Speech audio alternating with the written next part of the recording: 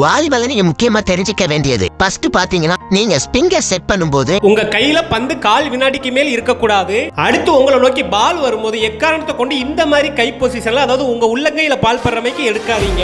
இது கேரி இல்லாட்டி பவுல் என்ற ஆப்போனன்ட் டீமுக்கு பாயிண்ட் கொடுக்கப்படும். நீங்க உங்க கையை உள்ளங்கையில பால் படுற மாதிரி எப்பவுமே எடுக்காதீங்க. அதுக்கு பதிலா இப்படி க்ளோஸ் பண்ணிட்டு பாலை எடுத்தீங்கன்னா அது பவுல்ல சேராது. இந்த மாதிரி பொசிஷன்ல எடுத்தீங்கன்னா அந்த பால் சேவ் பண்ணப்படும். அடுத்து லைன் கிராஸ் பாத்துறலாம். நம்ம லோக்கல் மேட்சா இருந்தாலும் சரி, இல்லாட்டி நோ ரொட்டேஷன் மேட்சா இருந்தாலும் சரி, நம்ம லைன் கால்ல பட்டாலுமே நம்ம ரெஃப்ரி ஆப்போனன்ட் டீமுக்கு பாயிண்ட் கொடுத்துருவாரு.